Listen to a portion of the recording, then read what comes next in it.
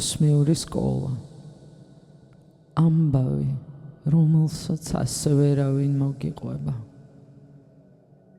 ცოდნა, რომელიც ამ არხზე ზიარდება, მეს არ ეკუთვნის. მოიტანა სისტემამ, რომელშიც ცხოვრობთ.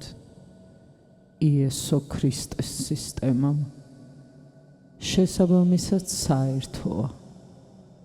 სინათლეში მოიხმარეთ თვითოულმა გაზიარებული ინფორმაცია. ამენით.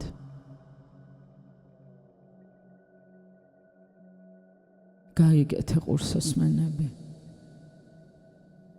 კარგად მოკალათ და მოემზადე მორიგი მოგზაურობისთვის. ვიწყებთ. აეიო აეიო აეიო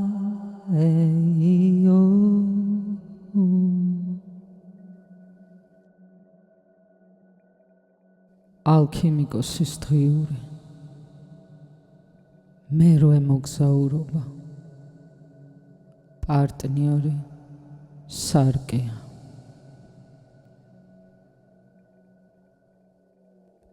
ერთ რამეს გეტყვი და ალბათ პირველი რასაც ეს შენში გამოიწვევს უარყოფა იქნება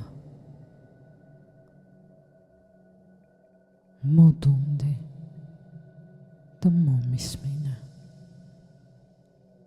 ადამიანი რომელიც ოდესღაც მთელი არსებით გიყვარდა ვის გამოც ღამეებს ათენებდი ერთსა და იმავე შეტყობინებას 10-ჯერ 20-ჯერ ან მეტჯერ თავიდან კითხულობდი და პასუხის მოლოდინში საკუთარ გულს ნელ-ნელა კარგავდი სინამდვილეში შენი პარტნიორი არასოდეს ყოფილა ისეთი როგორიც გეგონა შენ მას ვერ ხედავდი შენ ხედავდი ეკრანს რომელზეც შენმა ქვეცნობიერმა საკუთარი იდეალური სურათხატი გადაიტანა და ბოლოს სიყვარული შეგიყვარდა ოღონდ არა სხვისი არამედ საკუთარი ანარეკლის რომელიც ცოცხალ ადამიანად მიიღე ერთი წუთი გაჩერდი და გაიხსენე ურთიერთობის დასაწყისი ის უცნაური მდგომარეობა როდესაც გეჩვენებოდა თითქოს მთელი სამყარო მოულოდნელად უფრო მკვეთრი გახდა ფერები უფრო ღრმა ხმები უფრო ცოცხალი ჰაერიც კი გასხვანაირდა და შენს გვერდით იდგა ადამიანი რომელიც სასწაულივით გეჩვენებოდა გეგონა აი ბოლოს და ბოლოს ეს არის ადამიანი რომელსაც სიტყვების გარეშეც ესმის შენი ერთადერთი განუმეორებელი მაგრამ შემდეგ გადის ერთი წელი ან 2 იქნებ 5-იც და უცებ მაგია უბრალოდ ქრება ის უკვალოდ ორთქლდება შენ კი მარტო რჩები ადამიანთან, რომლის მხოლოდ არსებობაც კი გაღიზიანებს. ხურებ მას და ვეღარ ხვდები, სად გაქრა ის სრულყოფილი არსება და საიდან გაჩნდა ეს რთული, ეკლიანი, ხშირად სრულიად უცხო ადამიანი. მაგრამ სიმართლე ასეთია, შენ მთელი ცხოვრების განმავლობაში არც ერთი წამით არ გინახავს შენი პარტნიორი ისეთი, როგორიც სინამდვილეში არის. არც ერთი წამით. ყველა იმ წლის მანძილზე შენ მხოლოდ საკუთარ პროექციას უყურებდი. იმ სახეს, რომელიც შენმა ქვეცნობიერმა ოსტატურად გადააფარა მის თვალებს, მის სიტყვებს, მის ქცევებს. დღეს მინდა ერთი იდეა გაგიზიარო. იდეა, რომელმაც შეიძლება თავიდან წინააღმდეგობა გამოიწვიოს, მაგრამ თუ ბოლომდე დარჩები, შეიძლება სწორედ მან გაჩუქოს თავისუფლება. თავისუფლება, რომელიც აქამდე ცხოვრებაში არ გიგრძნია. სამყარო სარკეების ოთახია.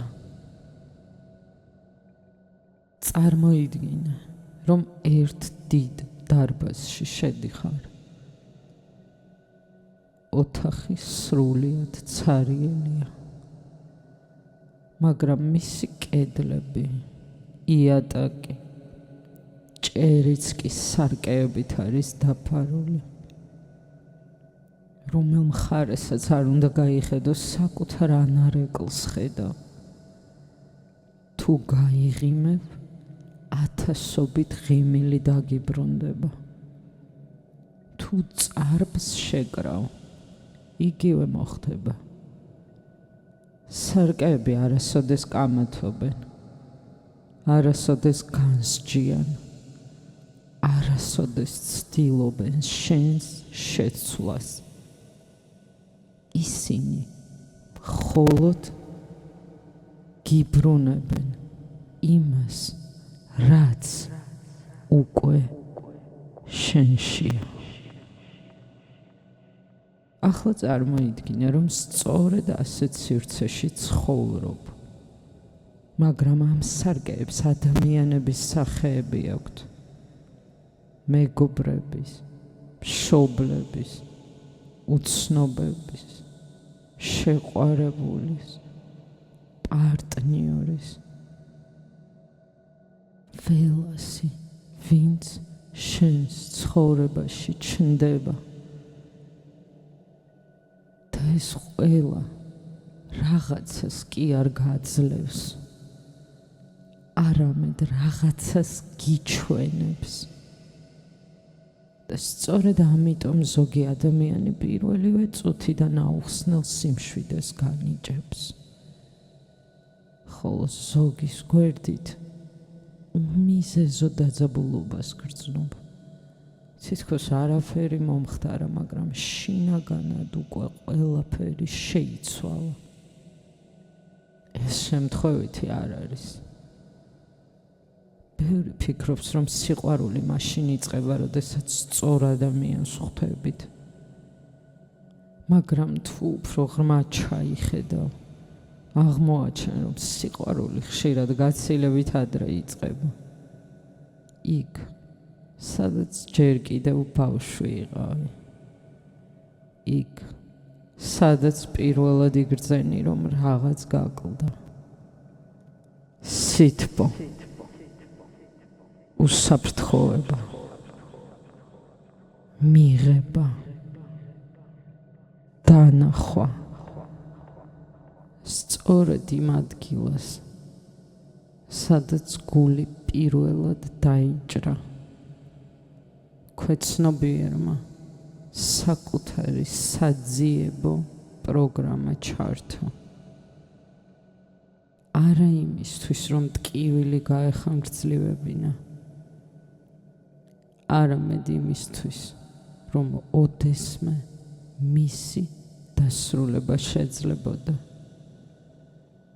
და როდესაც წლების შემდეგ ვიღაც სრულიად უცხო ადამიანი ჩნდება შენს ცხოვრებაში, ხშირად სწორედ იმ ძველ კარს აღებს, რომელიც დიდი ხნის წინ დაიგედა. შენ კი გონია, რომ ეს სიყვარულია. სინამდვილეში შენ ჯერ კიდევ საკუთარი ისტორიის გაგრძელებას ცდილობ. ალბათ შეგიმჩნევია, რომ ცხოვრებაში გარკვეული ადამიანები ერთმანეთს გვანან. გარეგნობით არა, ენერგიით. შეიძლება სხვადასხვა ქალაქში ცხოვრობდნენ, სხვადასხვა პროფესია ჰქონდეთ, სხვადასხვა ასაკის იყვნენ, მაგრამ ბოლოს ისევ ერთსა და იმავე ტკივილთან აღმოჩნდები. თითქოს სცენარი იცვლება, მსახიობები კი იგივე რჩებიან. ოდესმე გიფიქრია ეს რატომ ხდება? რატომ მეორდება ერთი და იგივე ისტორია? რატომ გიზიდავს თითქოს ერთი და იგივე ადამიანი სხვადასხვა სხეულში? იმიტომ რომ სამყარო არ გსჯის, არ გაჯილდოვებს, არ გსაყვედურობს. სამყარო გასწავლის და ვიდრე გაკვეთილი არ დასრულდება, ახალ მასწავლებელს გამოგიგზავნის. შეიცვლება სახე, სახელი, ქალაქი, ენა, მაგრამ შინაგანი გამოცდილება თითქმის უცვლელი დარჩება, რადგან სარკეს ერთადერთი დანიშნულება აქვს: გაჩვენოს ის, რის დანახვასაც ჯერ კიდევ ვერ ახერხებ. ამიტომ შესაძლოა ყველაზე მნიშვნელოვანი კითხვა არ იყოს ის, თუ რატომ შემხვდა ასეთი ადამიანი, არამედ რა უნდა დამენახა საკუთარ თავში ამ ადამიანის მეშვეობით. ამ ორ კითხვას შორის მთელი ცხოვრება ეტევა. პირველი კითხვა გაქცევს მსხვერპლად, მეორე კი შემოქმედად.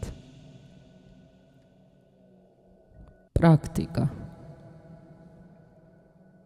გაიხსენი ადამიანი, რომელმაც ყველაზე ძლიერი კვალი დატოვა შენს ცხოვრებაში.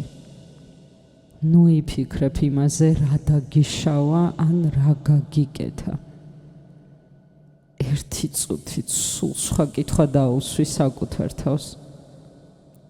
რისი დანახვა მაიძულა საკუთარ თავში? შეიძლება პასუხი მაშინვე არ მოვიდეს. ნუ იჩქარებ.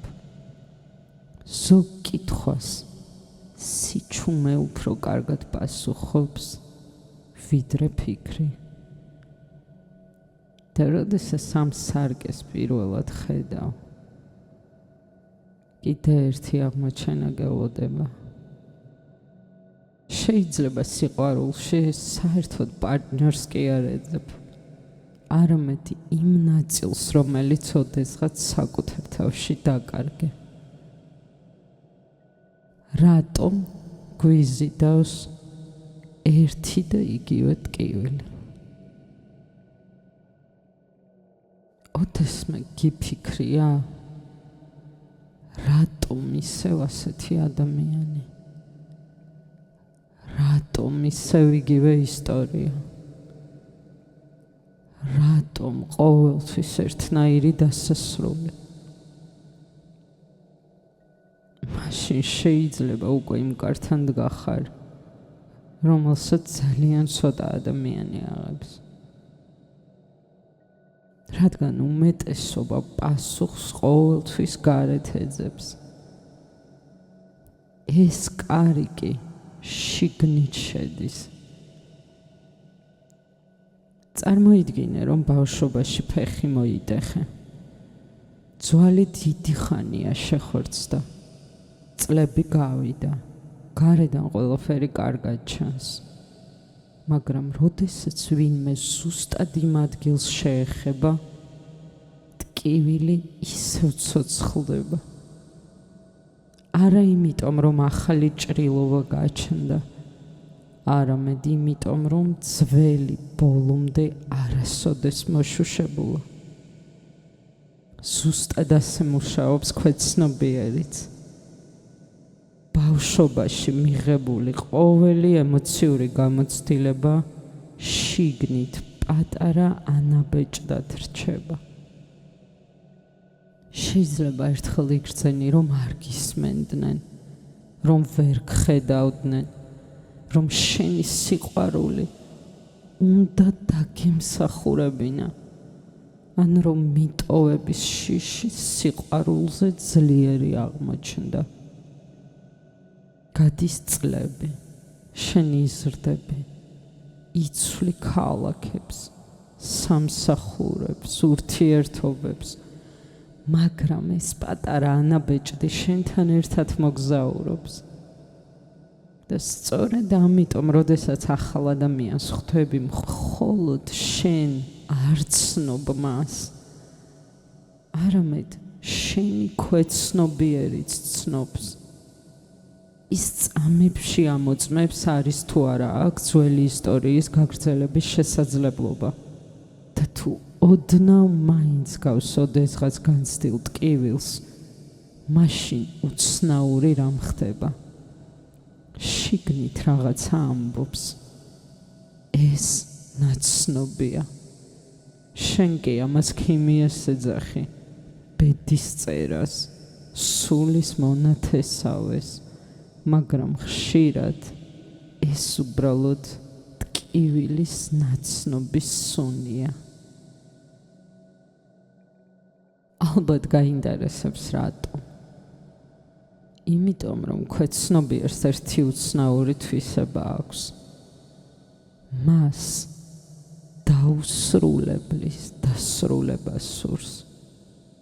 თუ ბავშვობაში სიყვარული ვერ მიიღე, ის მთელი ცხოვრება ეცდება სწორედ იმ ადგილას დაბრუნდეს. იმ იმედით, რომ ამჯერად ყველაფერი სხვანაირად დასრულდება. ამიტომ ადამიანი, რომელიც ყველაზე მეტად გიზიდავს, ყოველთვის ის არ არის, ვინც შენ სულს შეეფერება. ხშირად ის არის, ვინც შენს დაუმთავრებელ ისტორიას ეხება. სწორედ ამიტომ ბევრი ადამიანი ამბობს, არ ვიცი რატომ, მაგრამ მის მიმართ აუხსნელი მიზიდულობა ვიგრძენი. შესაძლოა ეს სიყვარული სულაც არ ყოფილიყო. შესაძლოა ეს ძველი ჭრილობების გამოძახილი იყო. გული, რომელიც ბოლოს და ბოლოს განკურნებას ეძებდა. სამწუხაროდ აქ ერთი ხაფანგიც არსებობს. თუ საკუთარი ჭრილობა ვერ დაინახე, შეიძლება მთელი ცხოვრება ერთი და იგივე ადამიანს ხვდებოდე, სხვადასხვა სახელით, სხვადასხვა სახით, სხვადასხვა ქალაქში, მაგრამ ერთი და იგივე ისტორიით. სამყარო არ ცვლის გაკვეთილს, ის მხოლოდ მასწავლებელს ცვლის.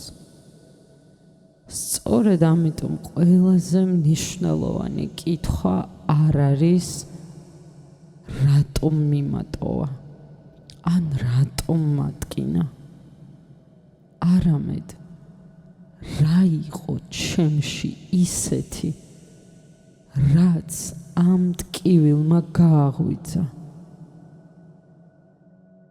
რადგან სწორედ იქ, სადაც ყველაზე ძლიერ რეაქციას გრძნობ, ხშირად შენი ყველაზე ღრმა განკურნებაც გელოდება. პრაქტიკა. გაიხსენე ურთიერთობა, რომელმაც ყველაზე მეტად შეგცვალა. ახლა დაივიწყე მეორე ადამიანი. ერთი წუთით მხოლოდ საკუთარ თავზე იფიქრე. კითხე საკუთარ თავს. რა განცდას ვეძებდი მასში, რომელიც მანამდე ოდესღაც უკვე დავკარგე.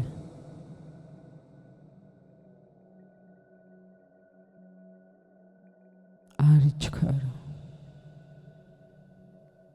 დაელოდე.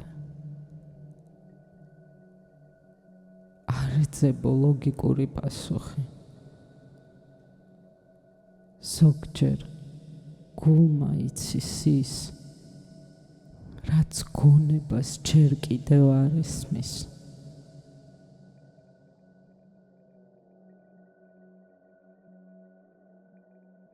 და როდესაც ამ ნიმუშს პირველად ამჩნევ, იწყებ იმის დანახვასაც, რომ ყველა ადამიანი ერთნაირი სარკე არ არის.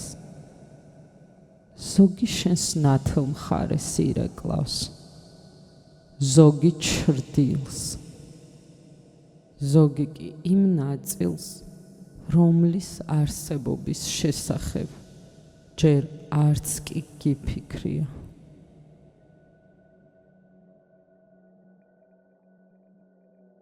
სარკის სამი დონე. როდესაც პირველად ვამბობთ პარტნიორის სარკეა, ბევრი ამას ძალიან პირდაპირ იგებს. ფიქრობენ, თუ ვიღაც აგრესიულია, ესე იგი მეც აგრესიული ვარ. თუ ვიღაც მატყუებს, ესე იგი მეც მატყუარა ვარ. მაგრამ ყველაფერი ასე მარტივი არ არის. სარკეს ერთზე მეტი სახე აქვს. და თუ ამას ვერ გავიგებთ, შეიძლება საკუთარ თავზეც არასწორი დასკვნები გამოვიტანოთ. არსებობს სუმცირე სამი სახის სარკე. პირველი, ყველაზე მარტივია. ის პირდაპირ ირეკლავს. მაგალითად, თუ სხვისი სიხარული გაღიზიანებს, შეიძლება შენ თვითონ დიდი ხანია საკუთარ თავს სიხარულის უფლებას აღარ აძლევ. თუ სხვისი თავისუფლება გაბრაზებს, იქნებ შენი შინაგანი ნაწილი უკვე დიდი ხანია გალიაში ცხოვრობს. ასეთ დროს ადამიანი მხოლოდ იმას გიჩვენებს, რაც უკვე შენშია, მაგრამ ჯერ არ გინდა რომ დაინახო. მეორე სარკე ბევრად უფრო საინტერესოა. ის შებრუნებული სარკეა. ზოგჯერ ადამიანი ზუსტად იმას გაჩვენებს, რაც შენ საერთოდ არ ხარ, მაგრამ რისი გახდომისაც გეშინია. მაგალითად, შეიძლება მთელი ცხოვრება ცდილობდე ყველას ასიამოვნო, ყველას დაეხმარო, ყველასთვის კარგი იყო და უცებ შენ ცხოვრებაში ჩნდება ადამიანი, რომელიც მხოლოდ საკუთარ თავზე ფიქრობს. შენ გაბრაზებული ხარ, გიკვირს, როგორ შეიძლება ასეთი ეგოისტი არსებობდეს. მაგრამ სარკე გეკითხება, რა გაბრაზებს? თუ ჩემს თავზე ზრუნვით, საკუთარ თავზე ზრუნვის უფლებაც წაგართვი. შეიძლება ის ადამიანი ეგოიზმს კი არ გასწავლის, არამედ საკუთარი საზღვრების დაცვას. ზოგჯერ ყველაზე გამაღიზიანებელი ადამიანები ჩვენი ყველაზე დიდი მასწავლებლები ხდებიან. არა იმიტომ, რომ მათ უნდა დავიმსგავსოთ, არამედ იმიტომ, რომ ისინი გვაჩვენებენ ძალას, რომელსაც საკუთარ თავში უარყოფთ. და ბოლოს არსებობს მესამე სარკე, ყველაზე ღრმა, ყველაზე უხილავი. მას ფარული სარკე შეიძლება ვუწოდოთ. აქ ადამიანი არც შენს თვისებებს ირეკლავს, არც შენს ჩრდილს. ის შენს ჭრილობას ეხება. წარმოიდგინე, რომ ძველი ნაწიბური გაქვს. გარედან თითქმის აღარ ჩანს, მაგრამ საკმარისია ვიღაც შემთხვევით შეეხოს და ტკივილი ისევ ცოცხლდება. ადამიანს შეიძლება საერთოდ არ ქონდეს ცუდი განზრახვა. შეიძლება მას არც კი ესმოდეს რატომ გტკივა. მაგრამ მისი ერთი სიტყვა, ერთი მზერა, ერთი დუმილიც კი იმ ადგილს ეხება, რომელიც ჯერ კიდევ მოუშუშებელია. სწორედ ამიტომ ერთი და იგივე ქცევა ერთ ადამიანს საერთოდ არ ეხება, მეორეს კი სულს უძრავს. საქმე ქცევაში არ არის. საქმე იმ ადგილშია, რომელსაც ეს ქცევა ეხება. ამიტომ, როდესაც ძლიერი რეაქცია ჩნდება, იჩქარებ სხვის დადანაშაულებას. ჯერ საკუთარ თავს კითხე, რომელ სარკეში ვიყურები ახლა? პირდაპირში, შებრუნებულში თუ ფარულში? ზოგჯერ ერთი გულწრფელი კითხვა წლების განმავლობაში დაგროვილ ბურუს ფანტავს.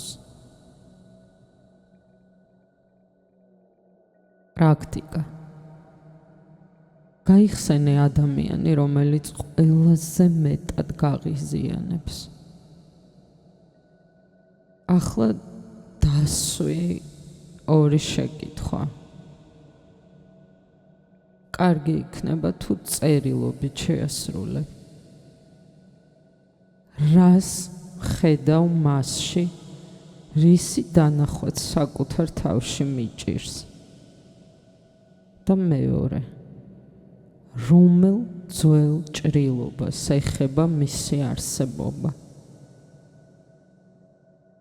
არ არის აუცილებელი პასუხი დღესვე მიიღო. ზოგჯერ სარკე ჯერ მხოლოდ ჩნდება. მისი დანახვა კი მოგვიანებით ხდება.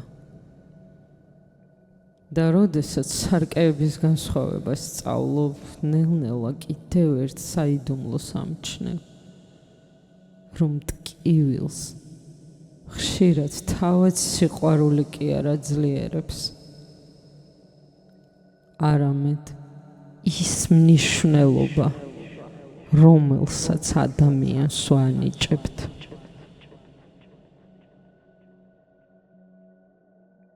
მნიშვნელობის მაგია. არსებობს ერთი კანონი, რომელიც თითქმის არასოდეს ჩანს, მაგრამ ის ყოველდღიურად მართავს ადამიანის ცხოვრებას. ჩვენ გონია, რომ მოვლენები გვმართავენ. გვმართავენ ადამიანები, გარემო, ბედი, მაგრამ ძალიან ხშირად ყველაფერს ერთი რამ წყვეტს. მნიშვნელობა. ის მნიშვნელობა, რომელსაც ჩვენ თვითონ ვანიჭებთ მოვლენებს, ადამიანებს, სიტყვებს, საგნებს. დაფიქრდი, რატომ შეიძლება ჩვეულებრივ ბეჭედს 1000-ჯერ მეტი ღირებულება ქონდეს, ვიდრე ოქროს სხვა სამკაულს. იმიტომ, რომ საქმე ლითონში არ არის. საქმე ისტორიაშია. მნიშვნელობაში, ემოციაში. იგივე ხდება ადამიანებთანაც. ჩვენ იშვიათად გვიყვარდება ადამიანი ისეთი, როგორიც არის. ჩვენ გვიყვარდება ის მნიშვნელობა, რომელიც მასში ჩავდეთ. ერთ დღეს ის უბრალოდ ადამიანი იყო. შემდეგ შენმა გონებამ დაიწყო მის გარშემო სამყაროს აგება. ამ ხმას განსაკუთრებული მნიშვნელობა მიენიჭა. ამ ღიმილს, ამ შეტყობინებას, ამ ჩახუტებას. ნელ-ნელა ადამიანი აღარ დარჩა უბრალოდ ადამიანად.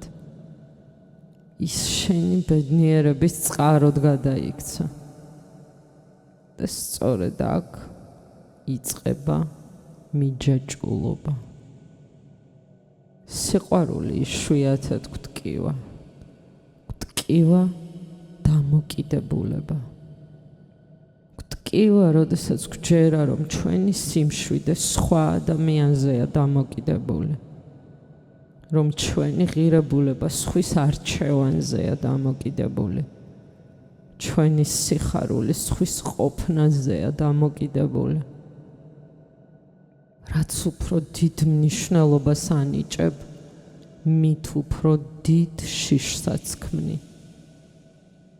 თუ ფიქრობ, რომ ადამიანის გარეშე ვერ იცოცხლებ, ყოველი მისი დუმილი პატარა სიკვდილად გადაიქცევა. თუ ფიქრობ, რომ მხოლოდ ამ სამსახურს შეუძლია შენი გადარჩენა, ყოველი კრიზისი პანიკად იქცევა. თუ ფიქრობ, რომ მხოლოდ ეს ფულია უსაფრთხოება, ყოველი დანაკარგი სამყაროს დასასრულად მოგეჩვენება. მატრიცას სწორედ ეს მექანიზმი უყვარს. როდესაც რაღაცას აბსოლუტურ მნიშვნელობას ანიჭებ, შენ თავისუფლებას კარგავ. იმიტომ, რომ შენი ენერგია იქ მიედინება, სადაც შენი მნიშვნელობა ცხოვრობს. ეს იმას არ ნიშნავს, რომ არაფერი უნდა გიყვარდეს. არა. ეს იმას ნიშნავს, რომ სიყვარული თავისუფალი უნდა იყოს და არა შიშზე აგებული. შეგიძლია მთელი გულით გიყვარდეს ადამიანი და ამავე დროს გესმოდეს, რომ ის შენი საკუთრება არ არის. შეგიძლია მადლიერი იყო მისი არსებობისთვის, მაგრამ არ აქციო ეს საკუთარი არსებობის პირობად. როდესაც ადამიანი შენს ბედნიერებაზე პასუხისმგებელი ხდება, შენ მას ტვირთად აქცევ. როდესაც ფიქრობ, რომ ვიღაც აუცილებლად უნდა დარჩეს, შენ უკვე აღარ უყურებ მას. შენ შენს შიშს უყურებ. სწორედ ამიტომ ყველაზე დიდი სიყვარული ფლობას არ ცდილობს. ის მხოლოდ ამბობს. მადლიერი ვარ, რომ ჩემს ცხოვრებაში გამოჩნდი და თუ გზები ოდესმე გაიყოფა, იგივე გულით ამატებს. მადლიერი ვარ იმ ყველაფრისთვის, რაც მასწავლე.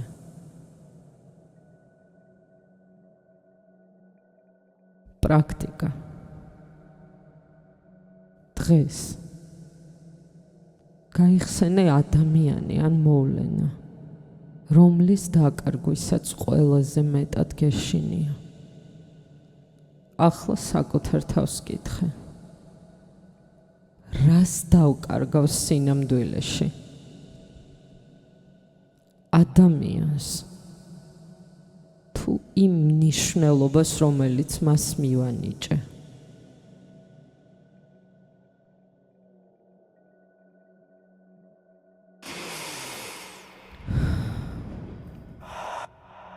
ეს კითხვა შეიძლება თავიდან ძალიან მტკივნეული იყოს, მაგრამ ხშირად სწორედ აქ იწყება ნამდვილი თავისუფლება.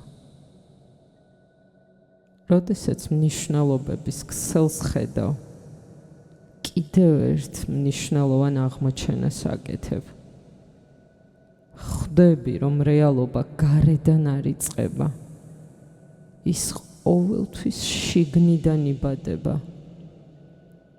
და თუ ასეა, მაშინ ყველაზე დიდი ცვლილებაც გარეთ კი არა, შენს შინაგან სამყაროში უნდა დაიწყოს. სწორედ აქ იწყება ალქიმია. არა ლითონების, არამედ ცნობიერების.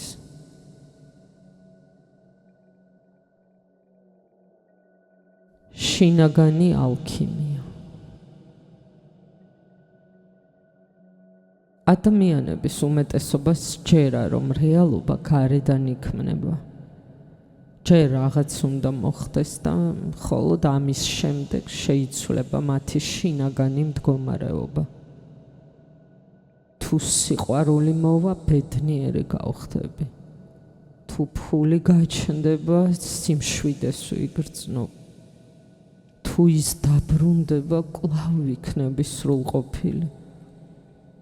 ჩვენ თითქმის ყოველთვის ერთსა და იმავე მიმართულებით ვიყურებით. გარეთ. და სწორედ ამიტომ თვალთახედვის არეალის გარეთ გრჩება ყველაზე მნიშვნელოვანი. რეალობა ყოველთვის შიგნიდან იწყება.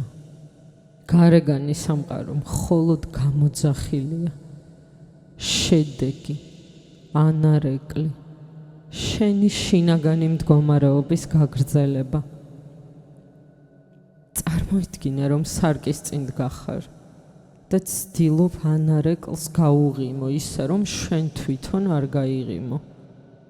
შეუძლებელია. ჯერ შენ უნდა შეიცვალო და მხოლოდ ამის შემდეგ შეიცვლება ანარეკლიც. ზუსტად ასეა ცხოვრებაშიც.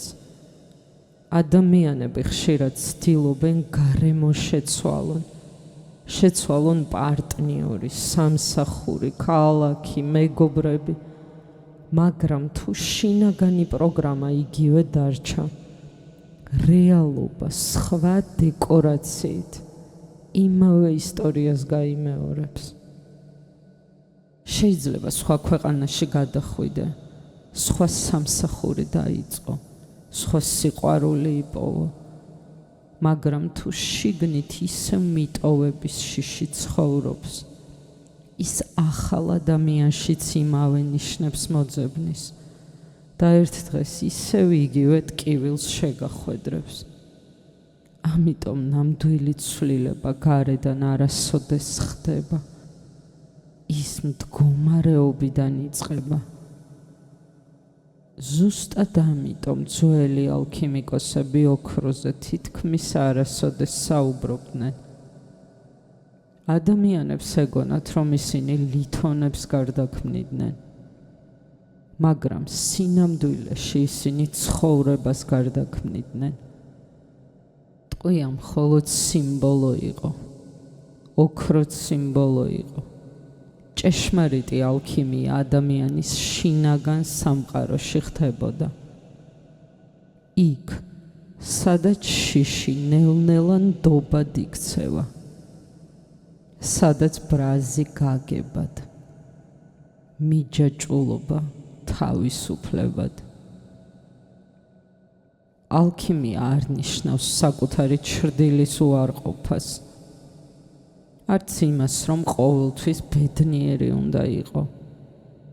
ის ნიშნავს ყველა მდგომარეობის მიღებას, მის დანახვას, შეცნობას და შემდეგ უკვე გარდაქმნას. როდესაც ბრაზს ებრძვი, ის ძლიერდება. როდესაც შიშს გაურბიხარ, ის უკან მოყვება. როდესაც ტკივილს ბლოკავ, ის სხეულში სახლდება, არსად მიდის. მაგრამ როდესაც მათ პირველად მშვიდად დაინახავ, უცნაური რამ ხდება. მათ ძალა ეკარგებათ. შეგიმჩნევია, ღამით ბავშვი საკუთარ ჩრდილს შეიძლება გაექცეს. მაგრამ როგორც კი სინათლეს აანთებს, ჩრდილი აღარ აშინებს. არა იმიტომ, რომ გაქრა, არამედ იმიტომ, რომ გამოჩნდა. ასე აშინაგანი ჩრდილიც. ცნობიერება სინათლეა და ყველაფერი, რასაც სინათლეს უჩვენებ, ნელ-ნელა გარდაიქმნება. შეიძლება დაგებადოს კითხვა, რამდენი დრო სჭირდება ამ პროცესს? სწორი პასუხია იმდენი, რამდენიც საჭიროა. რადგან ალქიმია არ არის რბოლა, ეს დაბრუნებაა საკუთარ თავთან. პრაქტიკა. დღეს, როდესაც ძლიერ ემოციას იგრძნობ, ნუ ეცდები მის შეცვლას, ნუ შეაფასებ, ნუ დაარქმევ სახელს, უბრალოდ გაჩერდი. ღრმად ჩაისუნთქე და საკუთარ თავს ჩუმად კითხე. რა ცდილობს ახლა ჩემში გამოჩენას? არა რატომ არა ასეთი, არამედ რისი ჩვენება სურს ამ გრძნობას? იქნებ ეს ემოცია მტერი კი არა, შენი მასწავლებელია. როდესაც საკუთარ შინაგან სამყაროს გარდაქმნი, ნელ-ნელა კიდევ ერთი რამის შემჩნევას იწყებ. პრინციპში ეს ერთი რამე ყველაფერია, რითაც ყოველდღიურად იკვებები. შენს ცნობიერებას აყალიბებს საუბრები, სიახლეები, ფილმები, სოციალური ქსელები, ადამიანები.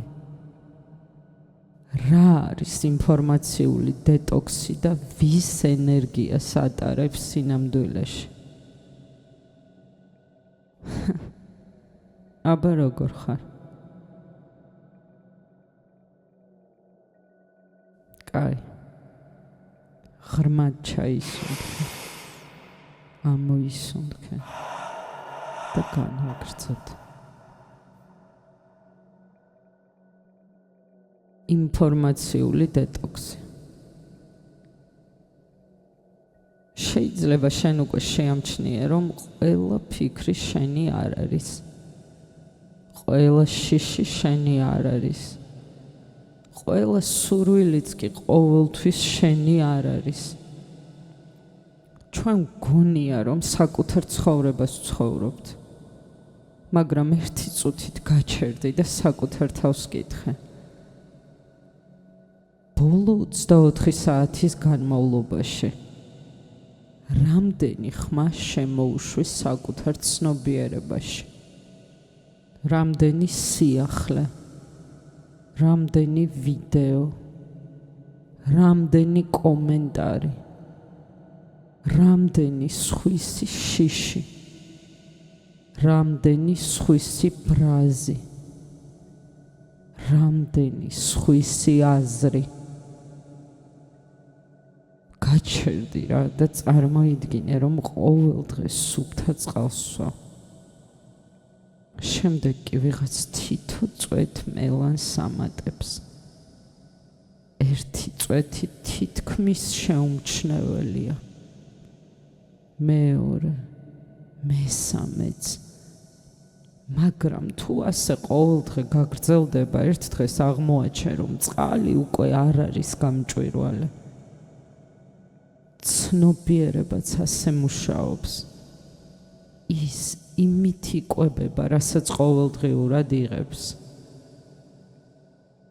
თუ მთელი დღე შიშით გაჯერებულ ინფორმაციას უსმენ, შენი სხეული ვერ არჩევს. ეს მართლა ხდება თუ მხოლოდ ეკრანზე ხედავ. ის მაინც რეაგირებს. გული აჩქარდება, კუნთები დაიძაბება, სუნთქვა შეიცვლება და შენ გეგონება, რომ ეს შენი მდგომარეობაა. მაგრამ ხშირად ეს სხვისი ემოციაა, რომელიც უბრალოდ შენს ცნობიერებაში დასახლდა.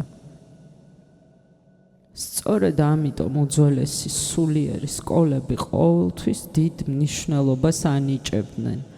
არა მხოლოდ იმას, რასაც ადამიანი ჭამდა, არამედ იმასაც, რასაც უსმენდა, რას უყურებდა, ვისთან ატარებდა დროს, რადგან ყველაფერი ენერგიაა და ყველაფერი კვალს ტოვებს. შენ შეიძლება საკუთარი ცხოვრების შეცვლას ცდილობდე, მედიტირებდე, ლოცულობდე, საკუთარ თავზე მუშაობდე, მაგრამ თუ ყოველ დილით პირველი, რასაც აკეთებ, შიშით სავსე ინფორმაციის მიღებაა, მაშინ შენი ცნობიერება ორი სხვადასხვა მიმართულებით იწევა. ერთი ნაწილი სინათლისკენ მიდის, მეორე კვლავ ძველ პროგრამებს კვებავს. ეს არ ნიშნავს, რომ სამყაროს უნდა გაექცე, ან საერთოდ აღარაფერი გაიგო, აღარაფერი მოისმინო, აღარაფერს უყურო. არა, შეცადე გაიაზრო. ეს ნიშნავს აირჩიო, რას უშვებ საკუთარ შინაგან სივრცეში.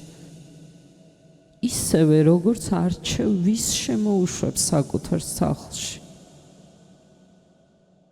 ყველა კარი ღია არ უნდა იყოს. ყველა ხმა შენი არ უნდა გახდეს. ყველა ამბავი შენს გულში არ უნდა დასახლდეს. სწორედ აქ იწყება ინფორმაციული დეტოქსი. ეს არ არის ინფორმაციისგან გაქცევა. ეს არის ცნობიერი არჩევანი. როდესაც რამდენიმე დღით სოციალურ ქსელებს იშორებ, შეიძლება უცნაური სიცარიელე იგრძნო. შემდეგ მოუსვენრობა. თითები თვითონ ეძებენ ტელეფონს. გონება რაღაც ახალ სტიმულს ითხოვს, მაგრამ თუ ამ პერიოდს გაუძლებ, ნელ-ნელა ის, რაც ადრე ხმაური იყო, ჩუმდება. და პირველად დიდი ხნის შემდეგ შეიძლება საკუთარი ფიქრებიც კი გაიგონო.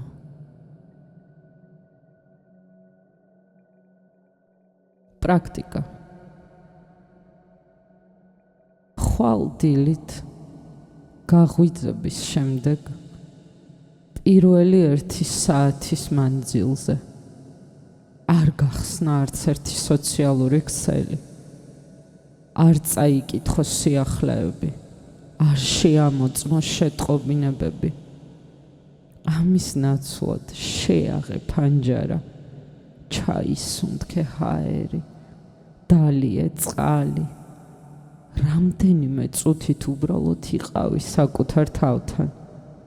შემდეგ დააკვირდი, როგორია შენი დღე. როდესაც პირველი ხმა გარედან კი არა, შიგნიდან მოდის. და როდესაც ცნობიერება გარეგანი ხმაურისგან ნელ-ნელა თავისუფლდება, ადამიანი ერთ უცნაურ ამეს ამჩნევს. სინქრონულობას, ნიშნებს, მოულოდნელ დამთხოვებს. თითქოს სამყარო მასთან საუბარს იწყებს.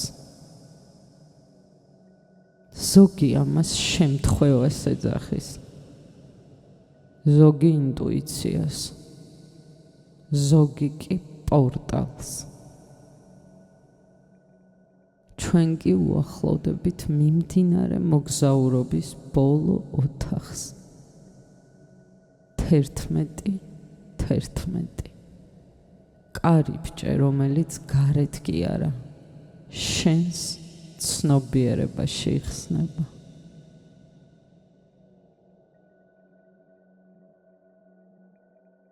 თერთმეტი კარიბჭე. ოდესმე შეგიხედავ საათისთვის, რომელზეც ზედიზეთ ერთნაირი რიცხვები დაგინახავს. 11, 22, 03, 33 ან სხვა უცნაური ეგრეთ წოდებული დამთხვევები. ბევრი ამბობს, რომ ეს უბრალოდ შემთხვევითობაა. სხვები ამაში სამყაროს გზავნილს ხედავენ. მაგრამ იქნებ ყველაზე მნიშვნელოვანი კითხვა საერთოდ სხვა იყოს. ათასობით შემთხვევიდან სწორედ ეს ერთი რატომ შენიშნე? რატომ სწორედ ამ წამში? რატომ სწორედ ახლა? ჩვენი ცნობიერება ყოველ წამს მილიარდობით სიგნალს იღებს, მაგრამ მხოლოდ ძალიან მცირე ნაწილს ამჩნევს. დანარჩენი უბრალოდ ფონად რჩება. როდესაც შინაგანად იცვლები, იწყებს ცვლილებას შენი აღქმაც.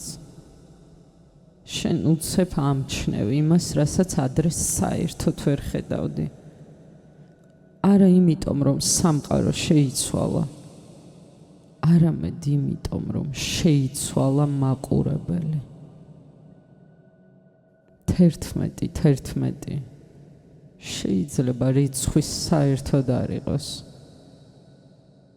შეიძლება ეს მხოლოდ ზარია, შეხსენება, პატარა შეხება, თითქოს ვიღაც ჩუმად გეუბნება.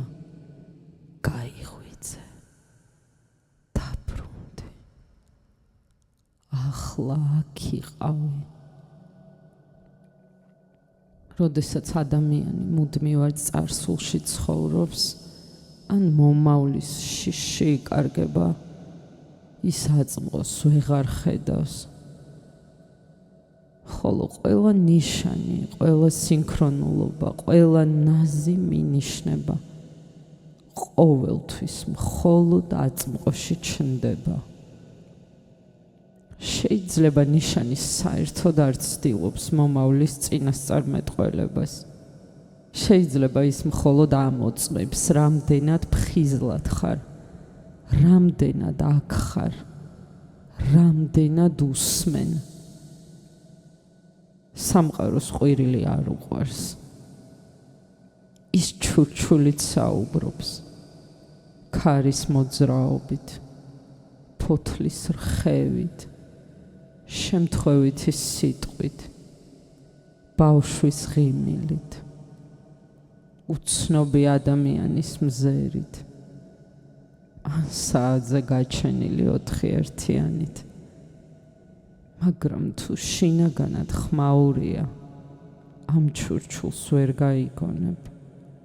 სწორედ ამიტომ სიჩუმე ერთ-ერთი ყველაზე ძლიერი სულიერი პრაქტიკაა. სიჩუმეში ადამიანი პირველად ამჩნევს, რომ სამყარო არასოდეს დუმდა. უბრალოდ ის თვითონ იყო ძალიან ხმაურიანი. და ერთხელ, როდესაც შინაგანად ნამდვილად ჩუმდები, უცნაური განცდა იბადება. თითქოს ცხოვრება აღარ არის ბრძოლა, აღარ არის მუდმივი წინააღმდეგობა, აღარ არის მარტოობა. გიჩნდება შეგრძნება, რომ ყოველთვის ვიღაცასთან ერთად მოდიოდი, რომ ყოველთვის რაღაც უხილავი ძალა გიწვებოდა და ახლა პირველად ეს უბრალოდ დაინახე. თუმცა აქ ძალიან მნიშვნელოვანია არ გადააქციო ნიშნები ახალ დამოკიდებულებად, რადგან ადამიანს შეუძლია თავისუფლებაც კი ახალ გალიად იქციოს. თუ ყოველ ნაბიჯზე ნიშნების ლოდინს დაიწყებ, კვლავ გარეთ იცხოვრებ. ჭეშმარიტი ნიშანი არ გაძლევს პასუხებს, ის კითხვებთან გაბრუნებს. არ გეუბნება რომელი გზა აირჩიო, ის მხოლოდ გახსენებს, რომ არჩევანი ყოველთვის შენია, ნება შენია. პრაქტიკა. მომდევნო რამდენიმე დღის განმავლობაში, როდესაც რაიმე უცნაურ დამთხვევას შენიშნავ, ეცდები ეგრევე ახსნა მოუძებნო. მოძებნი ინტერნეტში მის მნიშვნელობას. უბრალოდ გაჩერდი, ღრმად ჩაისუნთქე და საკუთარ თავს კითხე, რას ვგრძნობდი ამ წამში, რაზე ვფიქრობდი, რის ჩვენებას ცდილობს ჩემი ცნობიერება. იქნებ ყველაზე მნიშვნელოვანი პასუხი რიცხვში კი არა, შენს მდგომარეობაში იმალება. და როდესაც ამ ყველაფერს ერთად ხედავ, სარკეებს, ტკივილს, მნიშვნელობას, შინაგან ალქიმიას, ცნობიერების სისუფთავეს, ნიშნებს, ნელ-ნელა ხვდები, რომ არც ერთი მათგანი ცალკე არ არსებობს. ყველა ერთ დიდ ქსოვილშია ჩაქსოვილი და ამ ქსოვილის ცენტრში ყოველთვის ერთი და იგივე არსება დგას. შენ.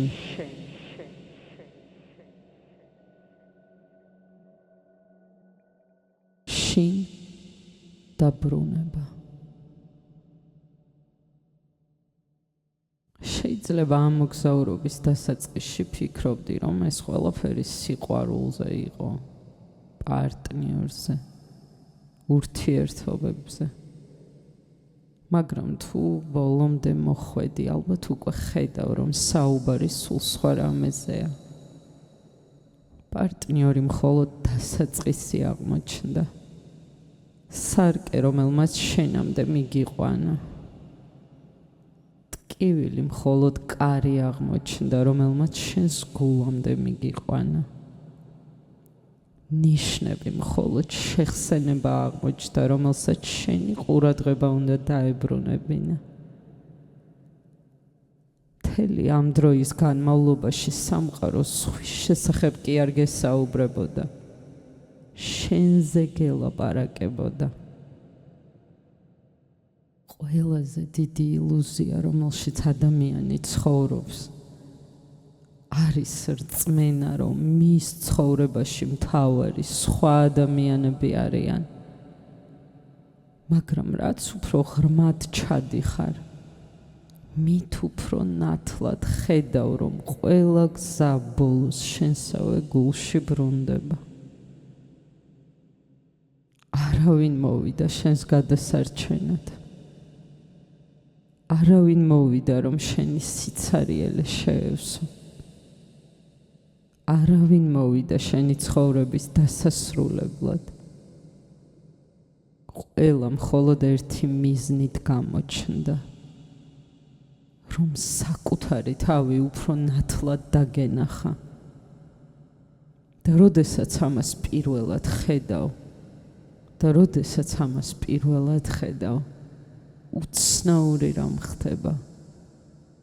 ბრაზი მადლიერებად იწყებს გარდაქმნას. იმიტომ რომ ხვდები ყველაზე რთულმა ადამიანებმაც კი რაღაც ძალიან მნიშვნელოვანი გასწავლეს. ეს არ ნიშნავს, რომ ყველაფერი უნდა მიიღო. ეს არ ნიშნავს, რომ ძალადობა უნდა გაამართლო. არ ნიშნავს, რომ საკუთარ საზღვრებზე უარი უნდა თქვა. არა. ეს მხოლოდ იმას ნიშნავს, რომ აღარ ხარ ამ თუ იმ ისტორიის ტყვე. თავისუფლება იწყება იმ წამს, როდესაც საკუთარ რეაქციებზე პასუხისმგებლობას იღებ. როდესაც ხვდები, რომ შენ შეგიძლია აირჩიო, არა ის რა მოხდება, არამედ ის, როგორ შეხვდები იმას, რაც ხდება. სწორედ აქ იწყება ნამდვილი სიმწიფე. არა ასაკით, არა გამოცდილებით, არამედ ცნობიერებით. შეიძლება ხვალ ისევ განაწყენდე, ისევ შეგეშინდეს, ისევ დაგავიწყდეს ყველაფერი, რაც ახლა მოისმინე. ეს ბუნებრივია, არ განსაჭო საკუთარი თავი. უბრალოდ ყოველ ჯერზე კვლავ დაბრუნდი ერთ სუნთქვასთან, ერთ ცნობიერ არჩევანთან, ერთ მშვიდ წამთან. რადგან ალქიმია ერთხელ მომხდარი მოვლენა არ არის. ეს ცხოვრების წესია, ყოველდღიური არჩევანია, ყოველდღიური დაბრუნებაა. და ბოლოს მინდა ერთი კითხვა დაგიტოვო. ნუ პასუხებ ახლავე. უბრალოდ გაიყოლე თან. თუ ყველა სარკე გაქრებოდა, ყველა ურთიერთობა, ყველა როლი, ყველა სახელი, ყველა ნიღაბი, ვინ დარჩებოდა?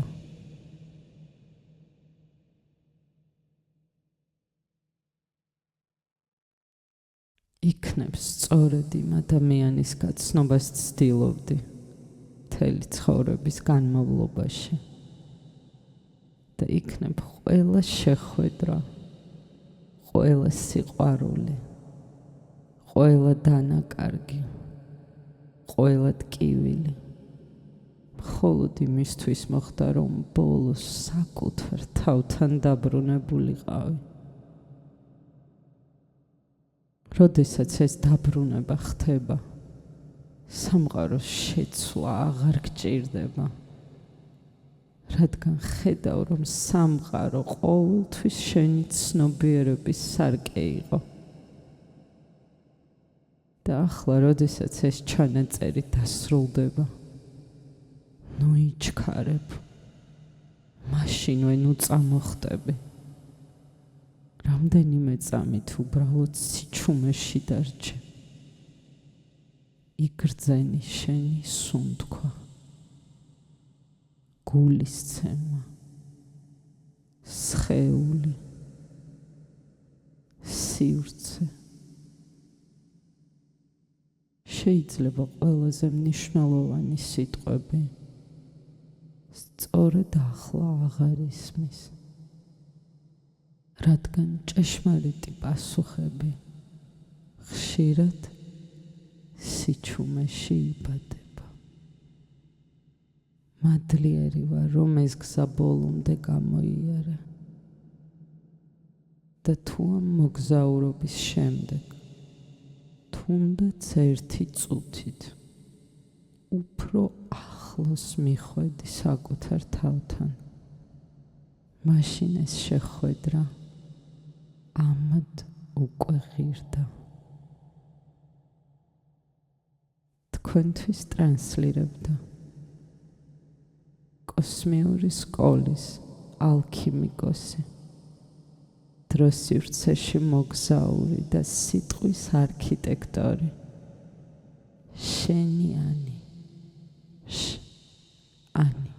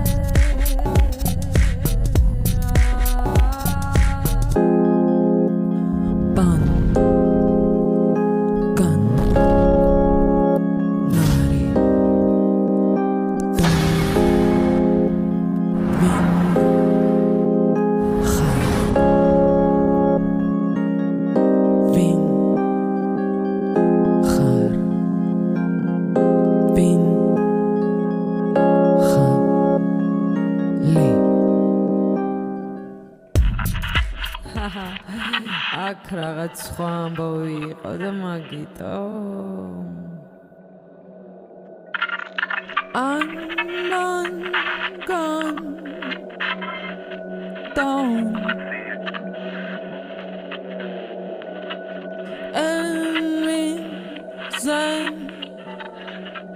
Tan